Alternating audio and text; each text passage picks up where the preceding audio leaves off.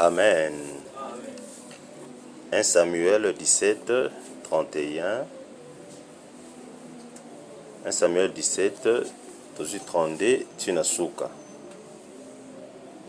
Je pense que tout suite au sali lecture, pendant quelques temps, nakomeka ko expliquer oyo nazaki na posa ya ko expliquer bino lelo. Na premier passage, il y a lecture et lelo, la Bible nous dit que David a ebisaki bana Israël ba se décourager te. C'est-à-dire que baza na bobangi te. Balenga lenga te.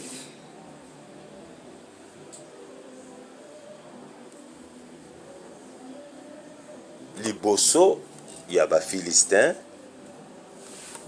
po ye andimaki kokende kobundisa ba Philistin. Ndenge totanga na passage, David azaki mwana mukie. Bato nyonso bazaki na armée, certainement bazalaki mikolo ya makasi koleka David. Mais David azwaki volonté wana ya kosala nini? Ya kozwa décision ya kotelema mpona okende koencourager peuple mobimba. Asi bango mutu moko te a se décourager. C'est-à-dire mutu moko te azonga sima. Bien souvent, en tant que bana nzambe, ce qui obstacle est telemi, ce qui problème moko est telemi. Tendance à liboso tozalaka nango kozonga sima. Non seulement se sous-estimaka, mais nous sous-estimons aussi notre Dieu. Nous ne croyons pas que l'Éternel, le Dieu que nous servons, est capable de faire des choses.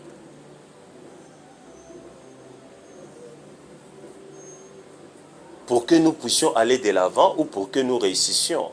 Regardez David. Il s'est présenté aux enfants d'Israël. Je vous épargne tous les détails d'avant. Il a dit aux enfants d'Israël que personne ne se décourage.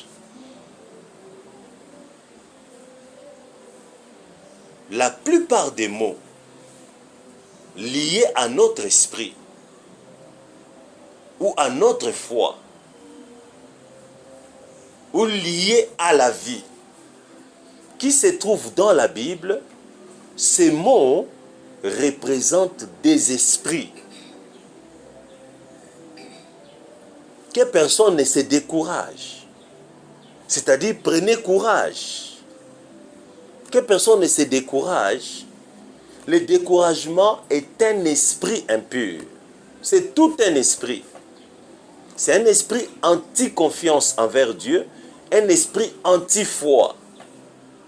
C'est un démon qui travaille contre la foi. Lorsque quelqu'un est découragé ou s'est découragé, il est incapable de faire quoi que ce soit. Il sombre dans le désespoir, dans les capacités à faire ce que Dieu veut qu'il fasse, ou à faire ce que Dieu lui demande de faire. Mais David fut un enfant, selon ce que nous venons de lire ici. Comment savait-il que, face aux difficultés, aux obstacles, il ne fallait pas se décourager? Alors que toute une armée qui était autour de lui commençait déjà à se décourager à cause de l'ennemi qui était devant eux et qui parlait contre leur Dieu. Vous savez, sous le soleil, tels que nous sommes là, tels que Dieu nous a mis ici, dans ce monde, nous devons être courageux. Nous devons être forts. Parce que si nous ne sommes pas forts, des simples paroles, je dis bien des simples paroles, peuvent nous faire reculer. Sans même que les gens agissent contre nous, sans même que les gens fassent quoi que ce soit contre nous, des simples paroles peuvent nous faire reculer devant des obstacles, devant les défis. Ce qui était devant Israël ici, c'était un grand défi. Il fallait à tout prix que Israël gagne cette bataille-là. Mais ils étaient incapables de vaincre. Ils étaient incapables. Incapables pourquoi? Parce que l'esprit de découragement les avait affectés. À cause des menaces de Goliath, à cause des paroles que Goliath sortait de sa bouche, à cause de l'apparence de Goliath, qui fut un grand géant ou un géant, tout simplement, les enfants d'Israël commençaient à se décourager. Ils n'étaient capables de faire quoi que ce soit. Incapables. Mais David, qui ne faisait pas partie de l'armée d'Israël, est venu donner la morale à cette armée pour lui dire que cessez de vous décourager. Vous savez, les combats sous le soleil, et surtout dans les choses de Dieu, les combats, on les fait avec son esprit. On ne les fait pas avec la chair. On le fait avec son esprit, c'est-à-dire avec son cœur, avec motivation. Et la motivation ne peut venir que dès la parole de Dieu ou des paroles saintes, des paroles pures ou des paroles saines. Ces gens, Israël, étaient découragés parce qu'il y avait des paroles sataniques, des mauvaises paroles, des paroles négatives qui sortaient contre eux. Je suis Goliath, je vais vous détruire aujourd'hui. Il n'y a personne parmi vous qui peut faire quoi que ce soit contre moi ou devant moi. Et ce Goliath n'avait pas l'intention que parmi Israël, un petit enfant pouvait sortir pour le défier. Il était sûr de lui, pensant qu'il avait déjà la victoire. En fait, à ce moment-là, quand il parlait, quand il s'élevait contre Israël, il avait déjà la victoire. Il avait déjà la victoire.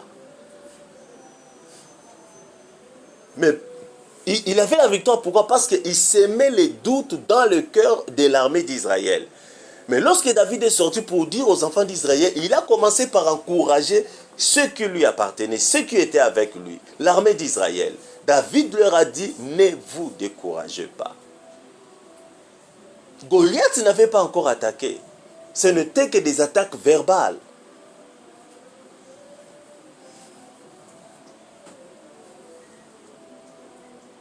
Mais Israël commençait déjà à se décourager. Le découragement vient de quoi? Ça vient de la peur. La peur ne marche pas avec la foi. Ça vient de la peur. En tant qu'enfants de Dieu, nous devons apprendre à affronter la réalité, les défis qui se présentent devant nous. Et c'est ce que David a commencé à faire ici. De quoi avez-vous peur? Ne vous découragez pas. C'est comme s'il leur avait dit, cet homme ne peut rien du tout contre vous. Il ne fait que parler.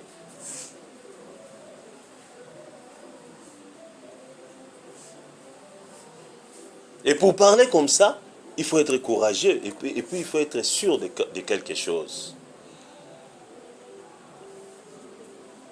Dans le verset 33, la Bible dit, Saül dit à David, tu ne peux pas aller te battre avec ces Philistins, car tu es un enfant, et il est un homme de guerre dès sa jeunesse. Saül était roi. Il connaissait l'art du combat.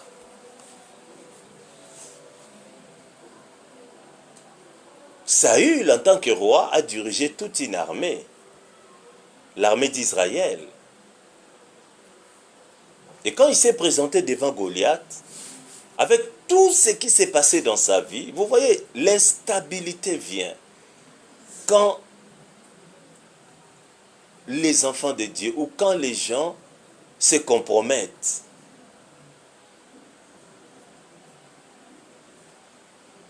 Quand les gens ne sont pas réellement dans le Seigneur, ils se sentent vulnérables,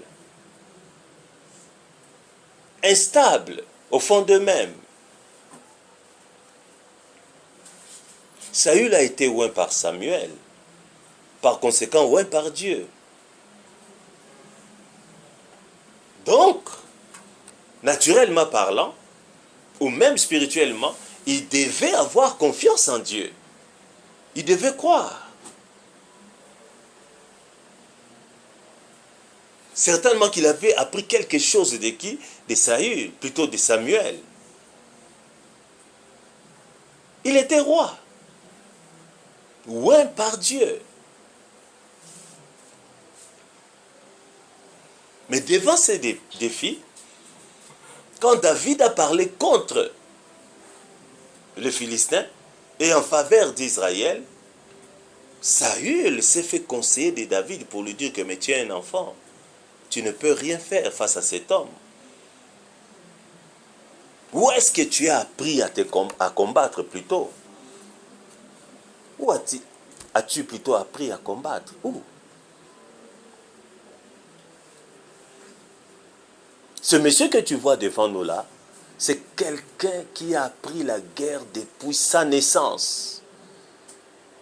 Donc dès qu'il avance et qu'il frappe un coup, 1000 personnes peuvent tomber. 10 000 personnes peuvent s'écrouler.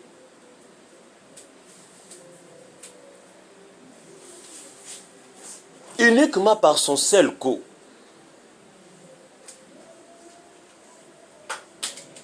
Voilà le conseil que le roi, quelqu'un qui a dirigé Israël plusieurs années et qui était en tête de l'armée d'Israël, voilà les conseils que ce monsieur donnait à un enfant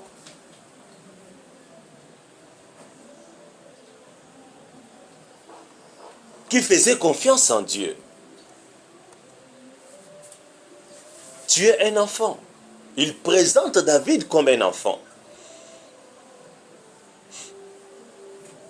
De temps en temps, nous faisons confiance à ce que le monde nous dit. Nous faisons confiance à ce que les gens du monde nous disent.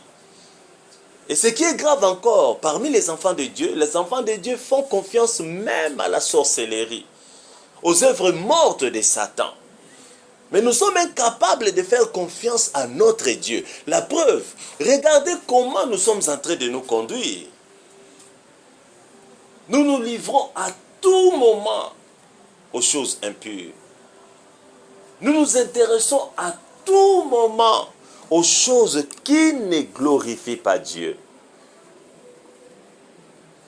Vous voyez là où vient notre instabilité. C'est pourquoi c'est difficile de trouver parmi nous, parmi les enfants de Dieu, des hommes vaillants, des hommes courageux, des hommes stables dans le Seigneur. Ce qui s'est passé avec Saül, c'était l'instabilité qui se trouvait dans son cœur. Certainement, il n'était plus avec Dieu. Vous connaissez l'histoire de Saül. Il était à mesure de sortir tout cela dans sa bouche, ou de sa bouche, parce qu'il n'avait plus confiance en Dieu. Parce qu'il n'était plus avec Dieu.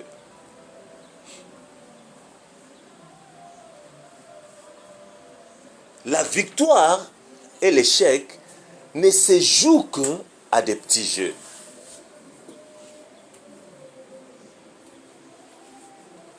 Si vous liez votre vie de tous les jours, particulièrement votre vie dans le Seigneur, à vos sentiments, à vos émotions, c'est l'instabilité. Vous n'allez récolter que les regrets. Les regrets. Il était face à un grand défi. Mais dans sa tête, il pensait que personne ne pouvait donner solution à ses problèmes alors qu'il a été oint par Dieu. Et quand David s'est présenté pour dire aux enfants d'Israël de ne pas se décourager, lui, il rétorque pour dire à David, c'est un roi, il rétorque pour dire à un petit enfant, David, que non, tel que tu es là, tu ne peux rien devant cet homme. Cet homme, c'est un guerrier, c'est quelqu'un qui connaît la guerre dès sa jeunesse. Donc, il avait la connaissance de son ennemi, mais il n'avait pas la connaissance de son Dieu. Donc, il négligeait ce que Dieu peut faire, ce que Dieu était capable de faire. Ça ne passait pas dans sa tête. Pour lui, ce qui était en face de lui, comme ce fut un géant, un homme puissant dans les combats, entre guillemets, donc la victoire appartenait à ces messieurs. Et comme David avait eu le courage de dire aux enfants d'Israël, à toute une armée, ne vous découragez pas. Ne vous découragez pas. Pour lui, Saül, ce n'était que des paroles en l'air. Ça ne pouvait donner effet. Pourquoi? Parce qu'il était en train de minimiser David. Vous voyez, ce sont les erreurs que la plupart des gens dans ce monde commettent. Les mépris. Le fait de négliger les gens. Parfois, ce que nous pensons être grand, devant Dieu n'est pas grand. C'est petit. Ce que nous pensons être petit devant Dieu, parfois c'est grand. C'est Dieu qui juge. C'est Dieu qui sait exactement comment poser les bons jugements. Saül était là. Un chef. Un roi. Mais regardez les diagnostics qu'il a posés. Il a dit que David était un enfant qui ne pouvait rien contre qui? Contre Goliath. Et que Goliath fut un géant. Donc il était capable d'écraser qui? David. Donc pour lui, David était une souris. Et que Goliath était un éléphant.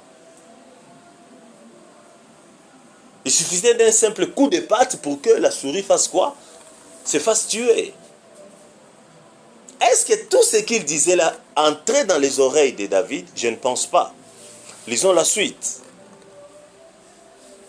David dit à Saül, ton serviteur faisait paître les brebis de son père, et quand un lion ou un ours venait en enlever une du troupeau, je courais après lui, je le frappais, et j'arrachais la brebis de sa gueule.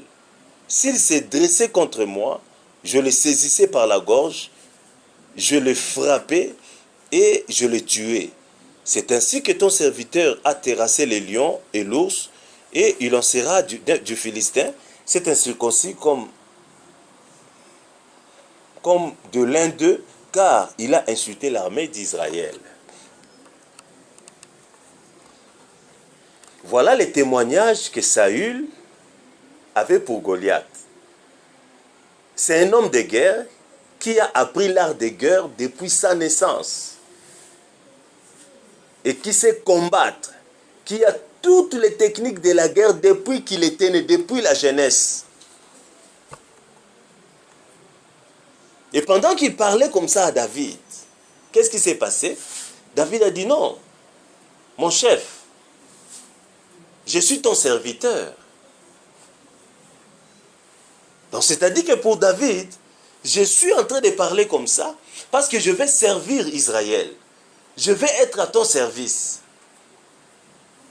Et puis il a commencé à expliquer l'expérience qu'il a vécue pendant qu'il était en train de paître les brebis de son papa. Donc le papa de David était berger. David aussi était berger. Son père était berger, lui aussi était berger. Et c'est David qui avait la charge d'aller paître les brebis de son papa. C'est la charge qu'on lui avait donnée. Et voilà ce qu'il dit à Saül. Seigneur. Donc il appelle David, et plutôt Saül Seigneur, parce qu'il dit je suis ton serviteur. Il appelle donc Saül Seigneur. Il lui dit que ton serviteur allait paître les brebis de son papa. Et à chaque fois que je le faisais, il y avait soit un lion qui venait ou un ours qui venait. Et à chaque fois que le lion ou l'ours venait, s'il arrivait à arracher, à prendre une brebis, moi je faisais quoi? Je poursuivais le lion ou l'ours. Je le frappais et je retirais la brebis de sa bouche. Et s'il osait, écoutez bien, et s'il osait me menacer, se retourner contre moi, je me retournais contre lui, je le saisissais à la gorge et je le détruisais.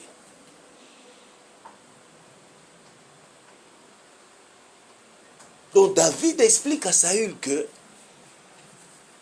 en tant que berger, il a combattu contre les bêtes sauvages, les ours, les lions, et il les a tués.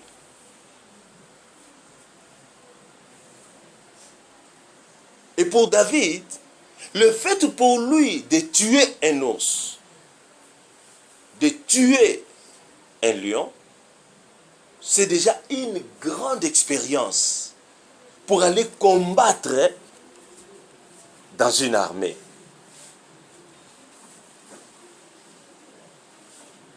Vous voyez la façon dont Dieu forme les gens. Il a pris David, il a fait de lui un berger. Comme il préparait David à des grands défis dans le monde, il a commencé à apprendre à David comment combattre les bêtes sauvages et comment les tuer. C'est-à-dire, il a commencé par enlever la peur. Vous voyez, le grand ennemi de l'homme, c'est la peur. Le plus grand ennemi de l'homme, je te dis, c'est la peur.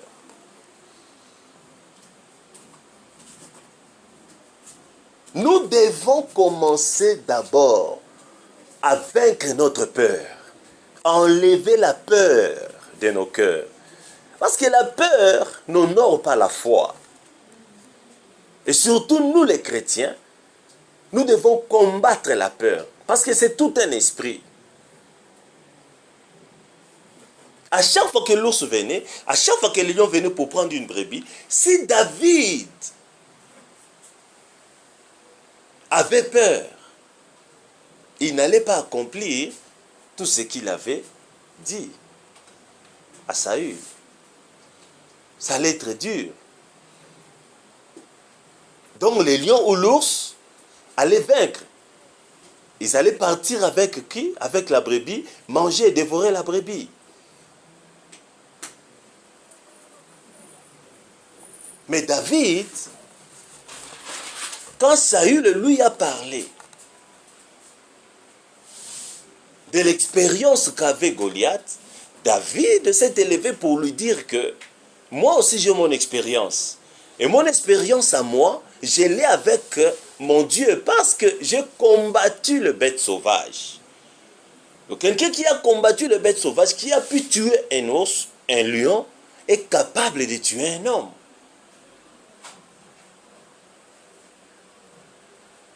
Qui dans ce monde ignore la méchanceté, la cruauté du lion, la force de l'ours?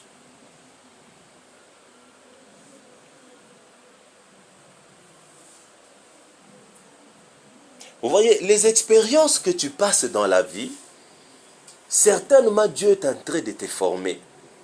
Il est en train de te préparer pour de grands défis, pour des choses que tu ignores encore. Lui-même sait.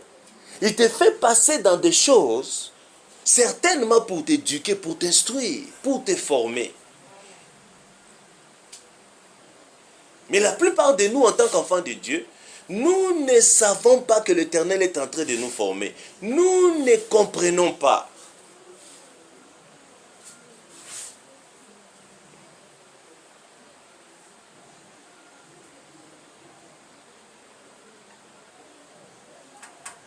Comme je vous ai dit l'autre fois, la meilleure des instructions, c'est dans les épreuves.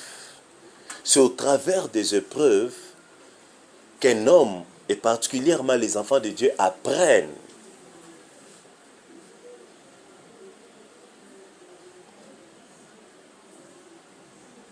Donc David était capable de tuer un lion, de tuer l'ours ou un ours. Par conséquent, il était capable de tuer un homme, quoi qu'il fût ou qui qu'il fût. Il était capable de le faire.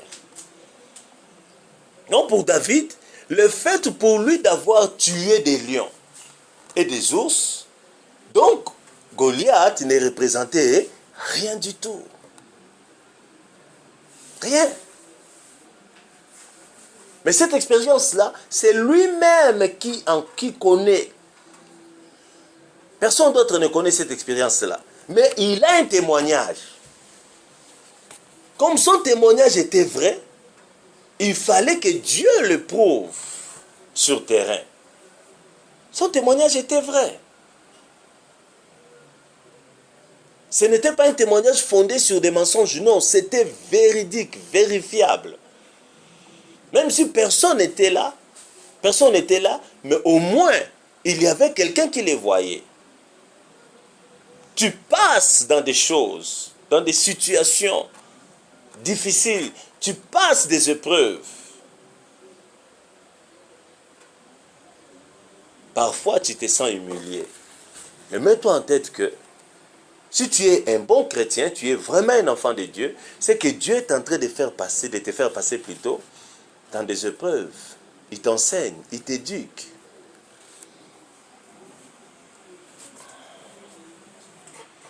David dit encore, verset 37, « L'Éternel qui m'a délivré de la griffe du lion et de la patte de l'ours, me délivrera aussi de la main de ces Philistins. » Et Saül dit à David, « Va et que l'Éternel soit avec toi. » Vous voyez, ces passages montrent la détermination de David.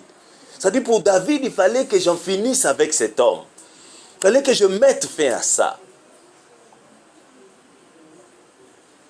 C'est un combat. Cela illustre notre vie de foi. En tant qu'enfant de Dieu, face à notre ennemi, qui est le diable, les géants, c'est Satan.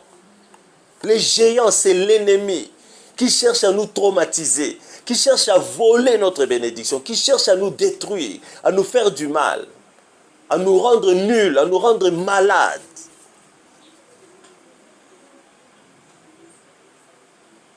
C'est un passage très riche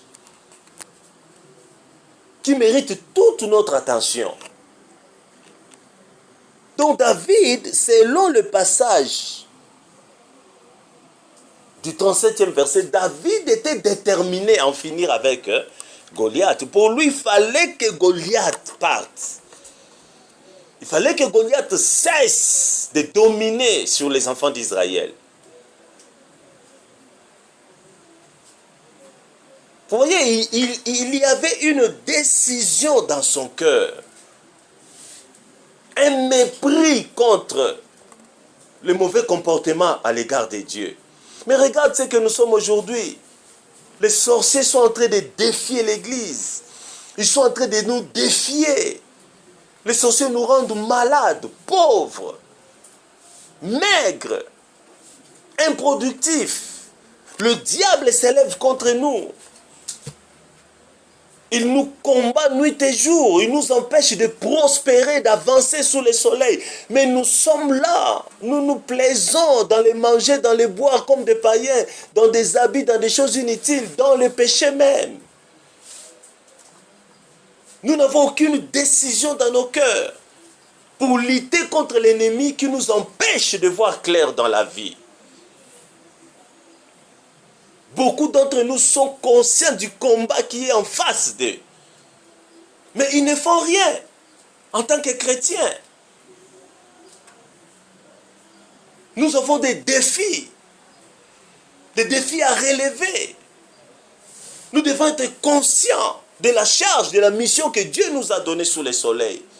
Nous devons croire au Seigneur. Nous devons lutter nuit et jour. Nous sommes plus plus en repos en dehors de Dieu qu'en repos dans le Seigneur. Nous prenons plus du temps à parler d'autres choses.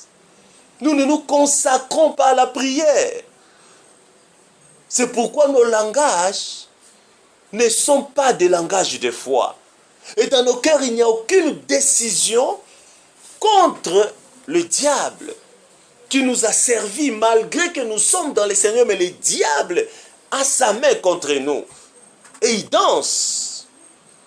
Vous voyez, dans les 37e verset, vous remarquez bien, vous allez constater que David, c'était vraiment une grande décision dans son cœur. Il faut que j'en finisse avec ces messieurs. Pourquoi? Parce que le monsieur était en train de défier Dieu, de défier l'armée d'Israël. David n'était que lui-même. Tout le monde était dans la peur. Mais toi, quand tout le monde est dans la peur, toi aussi, tu vas dans leur côté. De leur côté plutôt. Non, c'est comme ça, ce n'est pas comme ça que nous allons voir les choses.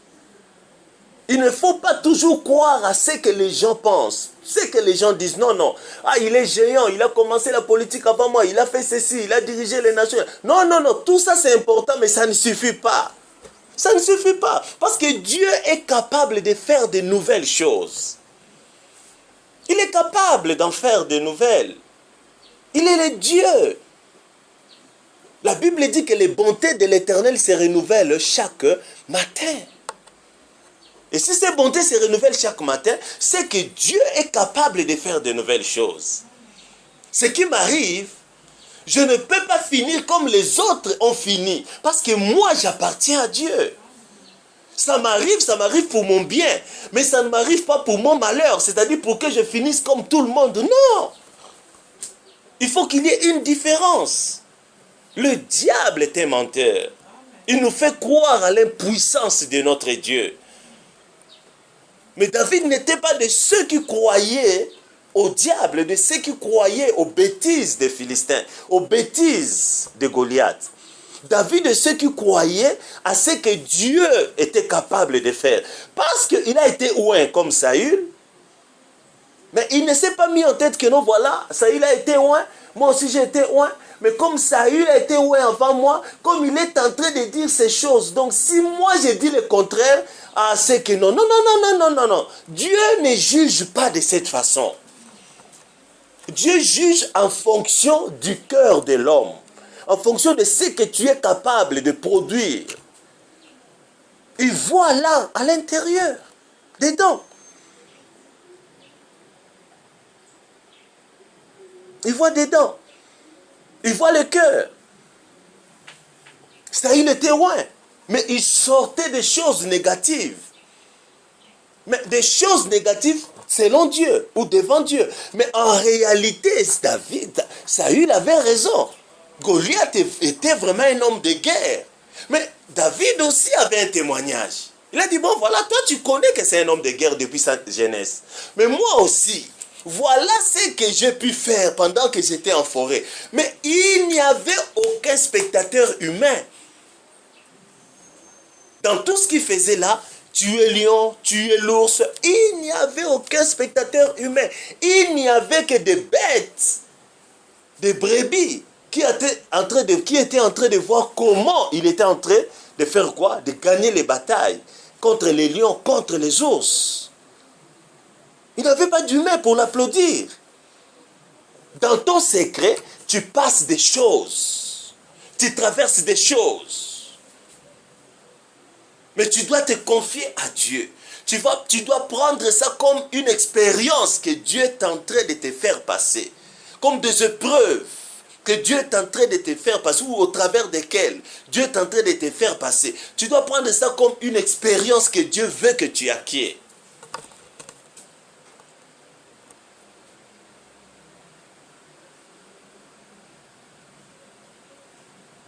Ne point compter sur les hommes. Il était seul à la forêt, il n'y avait personne, mais il avait un témoignage. Et Dieu connaissait son témoignage. Il était seul. Tu es seul. Dieu connaît ton témoignage. Dieu sait que le témoignage, ou savait que le témoignage de David était vrai. Mais il savait aussi que les témoignages de qui? De Saül en faveur de Goliath n'étaient pas aussi faux.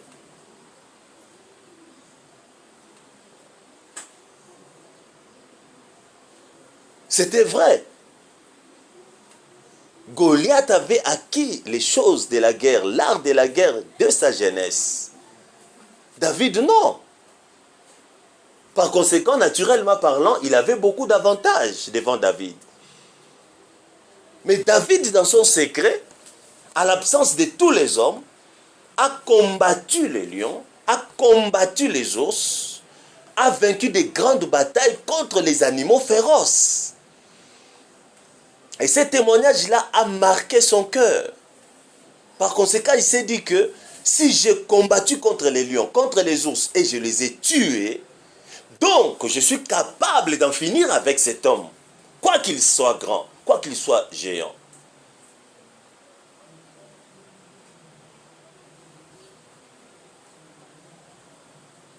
Vous voyez? Et Saul, quand il a écouté les témoignages de David, non, il faut que j'en finisse avec ces messieurs. C'était le témoignage de son cœur. Ces messieurs ne peuvent pas continuer à insulter l'armée d'Israël, à insulter Dieu comme ça et partir en paix. Nous vaincre et partir en paix, non, il faut que quelqu'un l'affronte. Et moi, je suis capable de le faire. Il n'a pas regardé son âge, sa taille, son expérience. Non, son inexpérience dans l'armée, mais il a regardé qu'il a été loin et qu'il a combattu. Donc, il avait aussi une expérience. Tu as de l'expérience quelque part que les gens ignorent. Tu as de l'expérience dans beaucoup de choses que moi j'ignore, que beaucoup de gens, que ta maman, que beaucoup de gens ignorent. Tu as de l'expérience quelque part. Et tu peux un jour présenter ces expériences-là comme si c'était des expériences qui peuvent te faire gagner la bataille.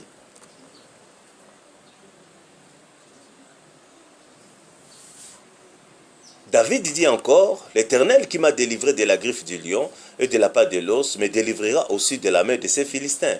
Et Saül dit à David, va et que l'Éternel soit avec toi. Donc vous voyez, quand il était tellement convaincant dans ses paroles, quand il a expliqué comment il combattait contre les lions et les ours à la forêt, Saül, en tant que roi, s'est dit, mais non, c'est petit, il dit qu'il a vaincu les lions à la forêt, il a tué les lions. Quand les lions s'attaquaient aux brebis, il était là pour combattre, pour détruire les lions. Quand l'ours venait, mais l'ours a de la force, il est soldat, il connaissait. Il a dit, mais si c'est un témoignage vrai, mais pourquoi ne pas le laisser faire? Parce que quelqu'un qui combat les lions, vous voyez, il faut parler. Quand tu as un témoignage, il faut parler. Il faut parler. Sagement, il faut parler. Regardez, il était sage. Regarde sa conversation avec Saül. Il n'était pas orgueilleux. Il était sage, mais il parlait. Ce n'était pas facile pour lui, mais il parlait. Il a parlé de ce que Dieu a fait avec lui. Pendant qu'il gardait les brebis à la forêt. Et Saül lui a dit, bon voilà, si c'est le cas, que Dieu soit avec toi, va alors, va combattre l'ennemi. Saül fit mettre ses vêtements, dans 38, verset 38, Saül fit mettre ses vêtements à David, il plaça sur sa tête un casque d'airain et le revêtit d'une cuirasse. David teignit l'épée de Saül par-dessus ses habits et voulut marcher car il n'avait pas encore essayé. Mais il dit à Saül, je ne puis pas marcher avec cette armure, je n'y suis pas accoutumé. Et il s'en débarrassa.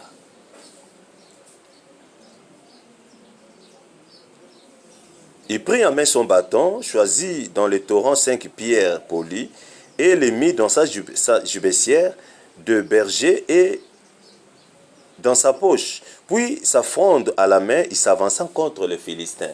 Alors, quand David lui a dit de partir combattre les Philistins, David a dit, bon voilà, comme c'est une guerre, comme il faut que tu combattes ces messieurs, il faut que tu te protèges quand même.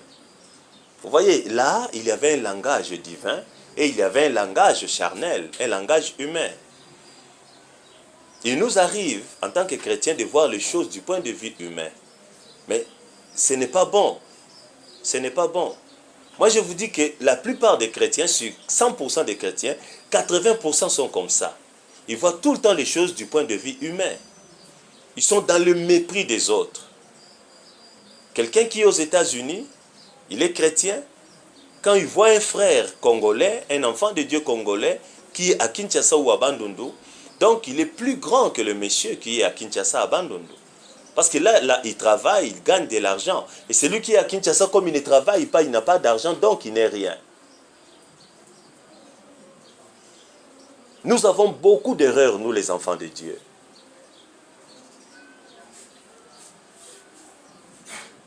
En écoutant beaucoup d'enfants de Dieu, tu vas sentir combien ils sont plus dans le monde que dans le Saint-Esprit. Tu vois ici, Saül a donné feu vert à David. Mais il s'est dit, bon, comme c'est la guerre, il prend ses armures, tout ce qu'il portait, il a dit, porte aussi, et va combattre. Tu dois te protéger. Est-ce qu'il avait mal fait? Non, il n'a pas mal fait. Il avait quand même les soucis de David. Il n'a pas mal fait. Il n'a pas mal fait. Mais David, en portant ces habits-là, il s'est dit, mais non, je ne suis pas habitué à ça. La liberté que David avait plutôt, c'est la liberté que donne le Saint-Esprit. Je ne suis pas habitué à ça. Mon chemin n'est pas ton chemin. Le chemin de Dieu n'est pas ton chemin. Je ne suis pas habitué à ça. David a porté toutes ces armures-là. Il s'est senti alourdi. Quand vous apportez les choses du monde dans ce que Dieu fait ou dans ce que Dieu veut faire, vous allez vous ensommeiller, vous allez vous alourdir. Vous deviendrez faible. Vous allez être dans la distraction.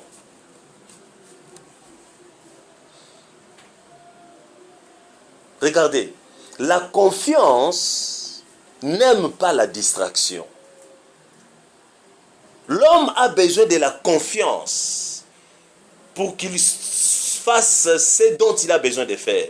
L'homme a besoin de la confiance pour devenir meilleur, pour faire son travail dans l'excellence. L'homme a besoin de la confiance. C'est-à-dire des sentiments stables, des émotions stables, de la lucidité de l'esprit pour accomplir les tâches qui lui incombent.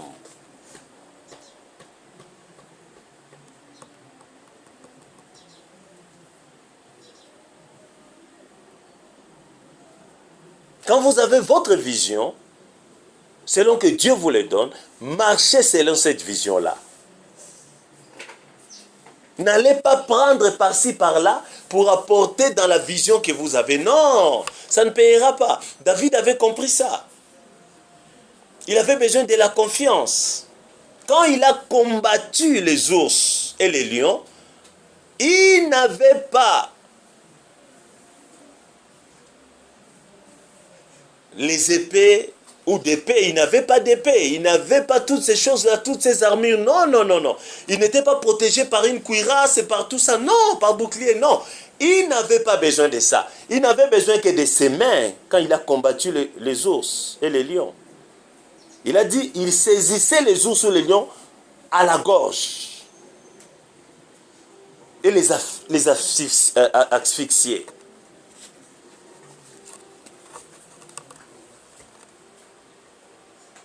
Il les asphyxiait par la main. Ce n'était pas par quoi que ce soit.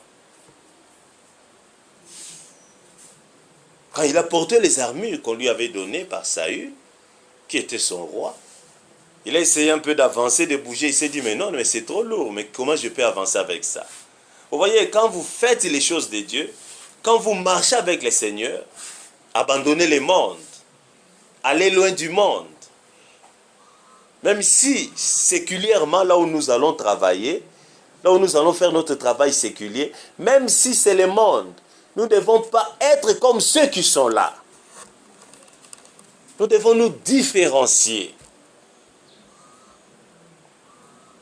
C'est ce que Dieu dit dans Malachie. Il faut qu'il y ait de la différence entre ceux qui servent Dieu et ceux qui ne le servent pas. Oui, il faut qu'il y ait de la différence entre ceux qui servent Dieu et ceux qui ne le servent pas. Il faut de la différence.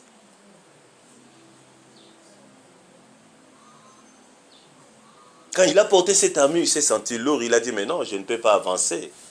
Je ne peux rien faire. Il a dit, non, non, non, il faut que je m'en débarrasse. Puis il s'est débarrassé de ça. Il a pris une lance avec quelques pierres, 5 pierres. Il a dit, bon voilà, je vais avancer contre les Philistins. Le verset 41 dit, le Philistin s'approcha peu à peu de David et l'homme qui portait son bouclier marchait devant lui. Le Philistin regarda et lorsqu'il aperçut David, il le méprisa, ne voyant en lui qu'un enfant blond d'une belle figure. Vous voyez. David avançait, le Philistin aussi a commencé à avancer. Et il y avait devant lui quelqu'un qui portait ses armures. Quand le Philistin vit l'enfant, il s'est dit victorieux. Il a dit, mais c'est un enfant, je vais le détruire par mon souffle. Il ne va pas résister. Il n'ira pas loin. Il a encore regardé aux apparences. Comme ce fut le cas des Israélites qui regardaient aux apparences. Vous voyez les apparences. Les Israélites, les Juifs avaient peur de lui parce qu'ils regardaient son apparence. Il était géant, il était grand, il était costaud. C'est quelqu'un qui fut formé à la guerre dès sa jeunesse.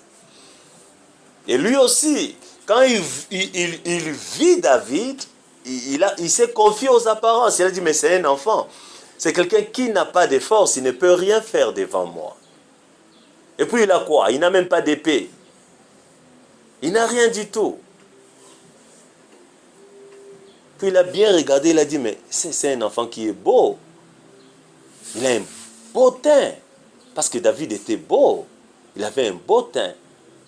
Sa peau était comme la peau d'un petit enfant, d'un bébé. Ce fut un gars très beau. Très beau. La Bible parle de lui qu'il avait une belle figure. Un teint blond.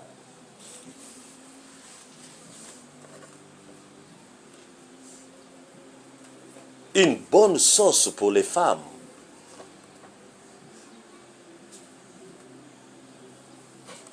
Une pomme.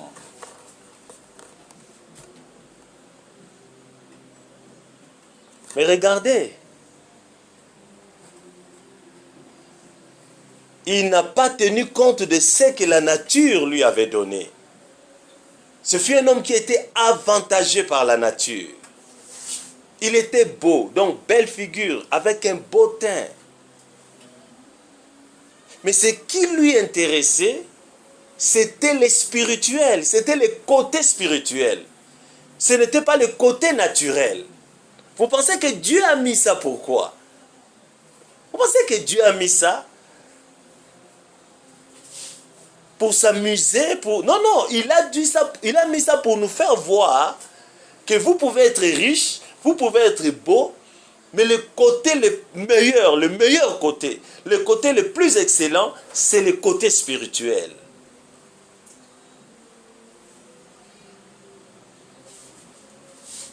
Au lieu de se fier aux futilités, lui, il a mis dans son cœur, je dois être un vaillant combattant, je dois travailler pour vaincre. Mais aujourd'hui, regardez comme nous sommes. Quand nous voyons même nos sœurs aujourd'hui, même des frères aujourd'hui, si le frère ne vient pas en cravate à l'église, non, non, je ne peux pas venir, il va faire des bruits, non, non, ma cravate, mais pourquoi vous n'avez pas repassé? Cette chemise-là, il fallait que je porte ça aujourd'hui. Donc, parce qu'il avait mis en tête qu'il faut qu'il porte cette chemise-là, il ne peut pas venir à l'église parce que. Vous voyez, nous venons à l'église pour que les gens nous voient. Regardez comment il s'est habillé. Je viens à l'église pour que les sœurs me voient. Tu vas à l'église pour que les frères te voient. Ce n'est pas mauvais de bien s'habiller. Vous voyez, mais nos intentions. Voilà. Lui, il était beau. Une bonne sauce pour les femmes. Un fruit à croquer. Voilà ce qu'il était. Mais il privilégiait plus son côté surnaturel. Son côté divin, le côté esprit.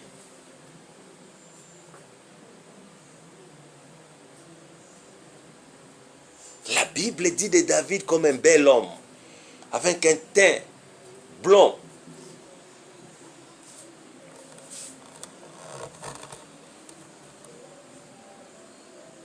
C'était l'onction qui était sur lui. Car l'onction embellit. L'onction rend beau, rend belle.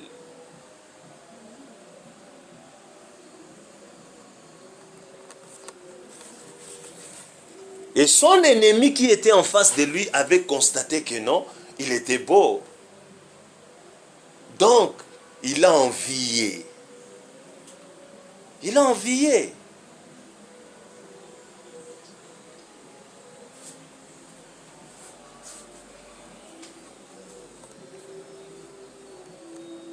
Le Philistin dit à David, suis-je un chien pour que tu viennes à moi avec des bâtons? Et après l'avoir maudit par ses dieux, il ajouta, viens vers moi et je donnerai ta chair aux oiseaux du ciel et aux bêtes des champs. Là, je viens de lire 43 et 44.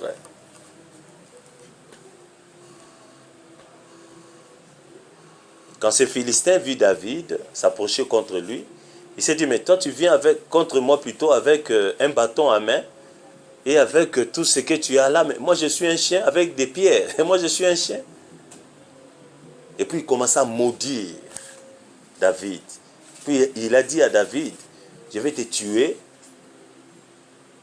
Regarde ce que tu es. Tu peux quand même préserver ça pour ta famille. La beauté que tu as là, tu peux préserver ça pour ta future femme. Pour qu'il en soit fier. Mais regarde, aujourd'hui, je vais te livrer aux oiseaux. Je vais te tuer et les oiseaux viendront te dévorer. David dit aux Philistins, tu marches contre moi avec l'épée, la lance et les javelots, et moi je marche contre toi au nom de l'Éternel des armées, du Dieu de l'armée d'Israël que tu as insulté. Vous regardez bien. Quand je vous ai parlé du côté spirituel que David privilégiait, c'est parce que je connais l'histoire. Donc je ne pouvais pas m'en passer, quand même qu'on n'a pas lu toute l'histoire. Tu vois. Donc la force que David avait venait de son Dieu. Ça venait de l'onction que Samuel avait posée sur lui. Ça c'est un. Et deuxièmement, ça venait de la consécration qu'il avait. Il ne cherchait pas à perdre ce que Dieu avait placé en lui. Quand Dieu l'a oint comme berger, comme son serviteur, comme roi, et Dieu l'a oint comme un vaillant combattant. Parce que l'onction cache des mystères, des grands mystères. L'onction dans la vie d'un homme, je parle de l'onction du Saint-Esprit. C'est une grande bénédiction. Quand tu es oint, c'est de l'huile qui est sur toi, il faut protéger ça, il faut garder ça. L'onction est quelque chose qu'on ne peut pas négliger. C'est une très bonne chose.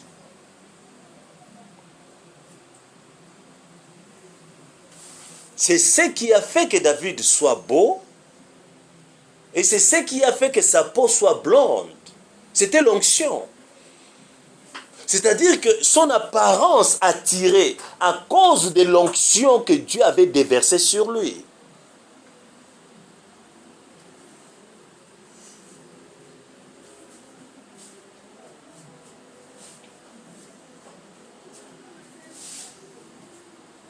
L'onction rend frais, pur. L'onction rafraîchit.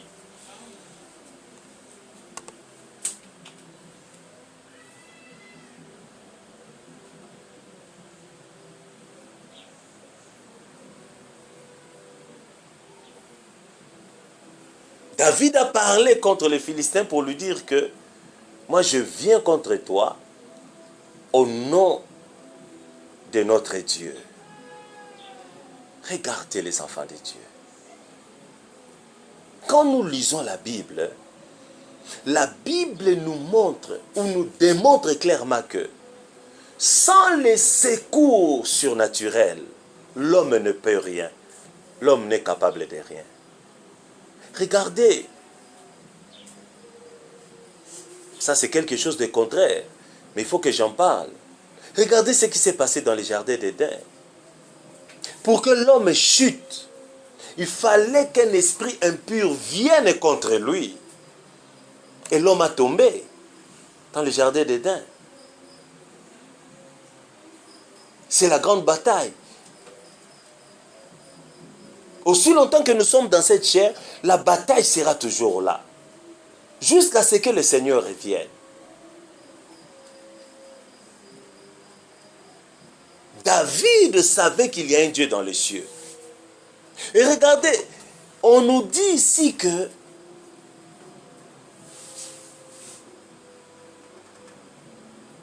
Goliath a maudit David par ses dieux. Donc Goliath aussi avait confiance aux esprits qu'il servait. Mais naturellement parlant comme ça, personne ne voyait ça. Il n'y avait que des mots, il n'y avait que des gestes. Mais la réalité était que, sur le plan spirituel, d'un autre côté il y avait Dieu, et de l'autre côté il y avait Satan. Et c'était la grande bataille. C'est ce qui s'est passé exactement à la croix. C'est ce qui s'est passé exactement quand Jésus-Christ est venu pour faire 3 ans sur les sols. Vous voyez, ce que la Bible nous relate ici, c'est la vie du Seigneur Jésus-Christ jusqu'à ce qu'il est parti mourir pour nous à la croix. Ce que nous sommes en train de lire ici, le combat de David et Goliath. Regardez l'apparence que Jésus-Christ donnait. Regardez l'apparence que ceux qui étaient en face de lui et contre lui donnaient. C'est exactement ce qui s'est passé entre David et Goliath. Tu ne peux rien faire si Dieu ne t'accorde quoi que ce soit. Si Dieu ne me bénit pas, je ne serai pas béni. Si Dieu ne m'aide pas à aller de l'avant, je ne peux pas aller de l'avant. Si Dieu ne me soutient pas dans mes combats, je suis mort. Si Dieu ne ferait pas un chemin devant moi, rien ne va se passer. Si Dieu ne me catapulte pas, ne me propulse pas, si Dieu ne me sponsorise pas, rien ne va se passer dans ma vie. Rien. C'est pareil pour toi. Pour qu'un homme fasse quelque chose, pour qu'un homme excelle dans le monde, il faut que Dieu soit de son côté. Il faut que le Seigneur le propulse. Il faut que le Seigneur le bénisse. Vous voyez, David l'a dit dans l'un de ses psaumes, quand il a dit que je suis comme une flèche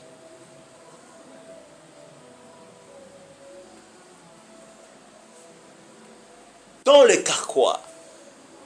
Si tu ne me lances pas, je ne partirai pas.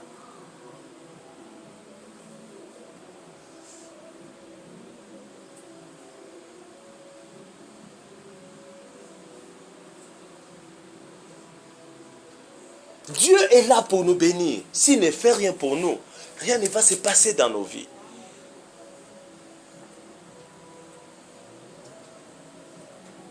C'est pourquoi David a dit, tu viens avec moi, on l'a maudit. Le monsieur là l'a maudit. Et David lui a dit, tu viens avec moi, avec tout ce que tu as là. Lance, tout ça, javelot, épée, tout. Moi, je viens contre toi. Au nom de Jésus-Christ, au nom de l'Éternel, mon Dieu, le nom qui est au-dessus de tout nom. Quand tu prononces le nom de Jésus-Christ dans tes combats, dans ta vie de tous les jours, c'est le nom de l'Éternel des armées que tu prononces. Car la Bible dit, c'est le nom qui a été élevé au-dessus de tout nom.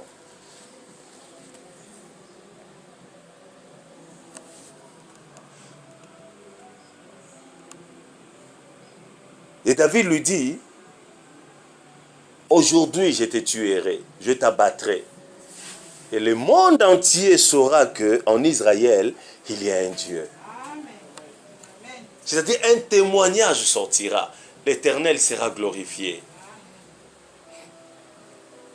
L'Éternel sera glorifié pourquoi?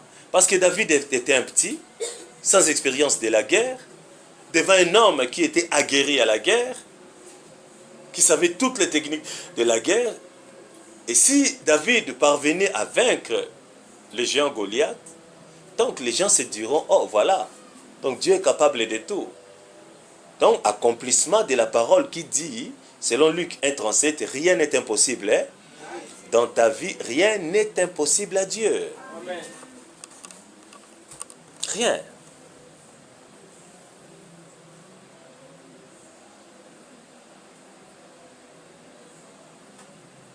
Dans 47, on dit, et toute cette multitude saura que ce n'est ni par l'épée, ni par la lance que l'Éternel sauve, car la victoire appartient à l'Éternel. Il vous livre entre nos mains. Vous voyez, David a fait des déclarations de foi.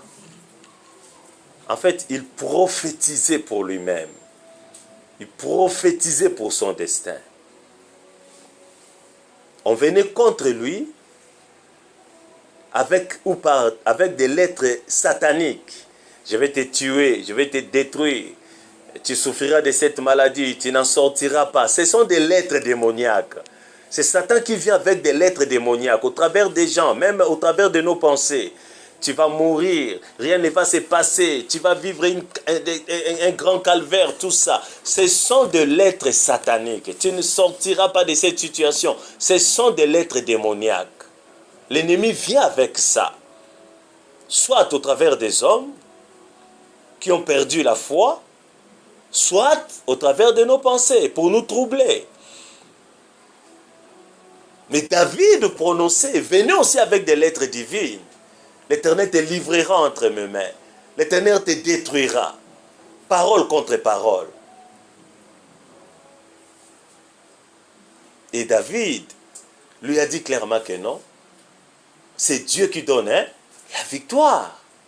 La victoire est à notre Dieu. C'est Dieu qui donne la victoire. Ce n'est pas moi qui va te combattre. Vous voyez? Plutôt, ce n'est pas moi qui vais te combattre. Mais c'est l'Éternel qui te combattra. Car tu l'as insulté. Il va t'humilier. C'est l'Éternel qui le fera à ma place. Crois-tu en Dieu? Crois-tu en Dieu? Amen. Crois-tu à l'Éternel? Amen.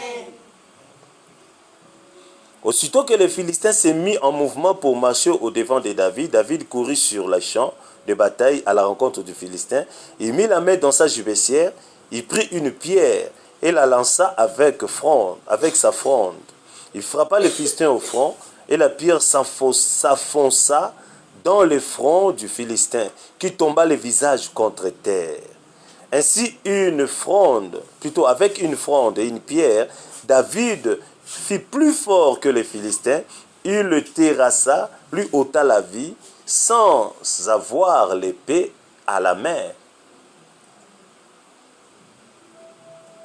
Vous voyez ce que Dieu a fait? Pendant qu'ils s'engageaient eux deux dans les combats, David sortit sa lance, il frappa, il lança une pierre à la direction du Philistin, et la pierre s'enfonça juste dans son front. Regardez. Essaie un peu de taper ta tête. Tu vas constater que ta tête là est dure. Ton crâne est dur. Mais David a pris une pierre, il l'a lancée contre les Philistins. Il a lancé contre les Philistins. La Bible dit que la pierre s'est enfoncée ici. Donc ça a brisé quoi? Voilà. Quelle force avait-il? Non, je peux prendre une pierre, je te lance, ça vient, ça tape sur ta tête, hein? Ça descend et toi tu fais quoi? Tu peux tomber, ça je peux reconnaître. Ça peut se passer. Mais lui, il a pris une pierre. Il l'a jetée vers les Philistins. la pierre est allée s'affoncer ici. Donc ça a brisé les os qui sont là. Ça s'est affoncé ici et c'est resté là. Tout le monde pouvait voir ça. Quelle force avait. Et c'est cette même force-là qu'il utilisait pendant qu'il combattait avec les lions, ou contre les lions, pendant qu'il combattait contre les ours. C'est la même force. La vigueur de l'Éternel. C'est la force qu'avait Moïse, dont la Bible dit, à 80 ans, Moïse ressemblait à un enfant de 25 ans, à un jeune homme de 25 ans. Il avait la vigueur de la jeunesse à plus de 80 ans. Il avait la puissance. Vous savez pourquoi? Parce que l'onction était sur lui. Parce que le Dieu vivant travaillait avec lui. Parce que l'Éternel était là. Tu ne t'affaibliras pas. Amen. Parce que Dieu est vivant. Tu ne t'affaibliras pas. Amen. Je le déclare au nom de Jésus. Ton âge avancera, mais ton corps restera comme le corps d'un jeune enfant. Amen. Tu avanceras en âge. Amen. Mais quand les gens vont te voir, ils vont voir en toi un jeune garçon, une jeune fille. Parce que l'Éternel est vivant. Amen. Parce que c'est le Dieu éternel.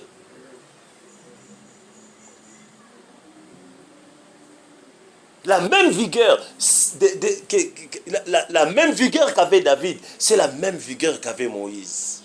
Moïse, malgré son âge avancé, il avait la force, la puissance, la capacité ou les capacités d'un jeune enfant de 25 ans.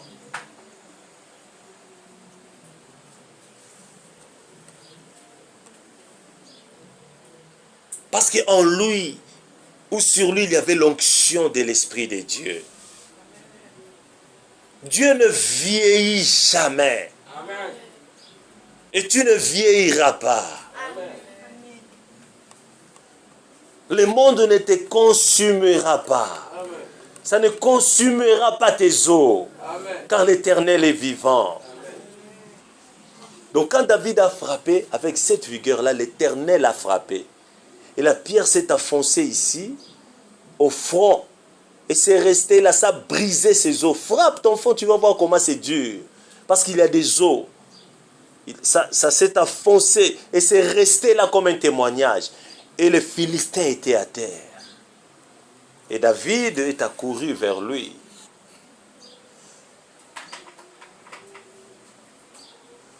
Il a pris son épée.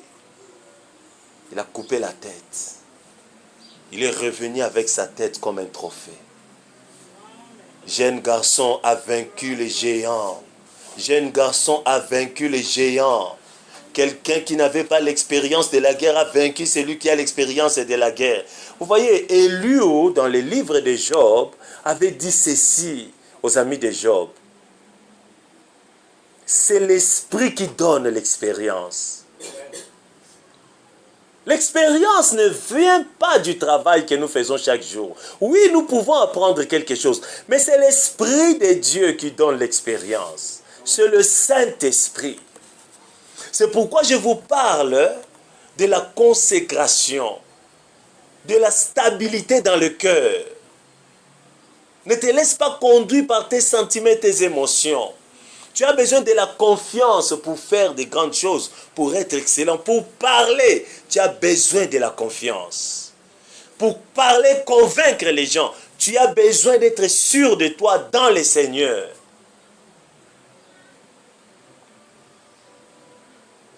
Pour que tes paroles ou ta parole aient de l'écho, tu as besoin de la stabilité dans ton cœur. Par conséquent, il faut fuir la distraction, la négligence, la paralysie dans la prière. Vous voyez, David était de ceux qui cherchaient Dieu, de ceux qui ont aimé Dieu, de ceux qui ne voyaient pas les côtés naturels que Dieu leur avait donnés, mais de ceux qui voyaient les côtés spirituels qu'ils avaient reçus de Dieu. Les côtés spirituels.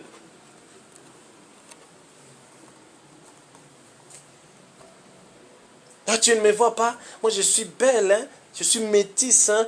Tu ne vois pas les gens? Non, non, non, non, ça ne sert à rien. Ça pourrira. Ça pourrira. C'est bien. C'est bien. Mais l'esprit reste éternel. Donc, privilégie le côté plutôt spirituel. Donne de l'avantage au côté spirituel.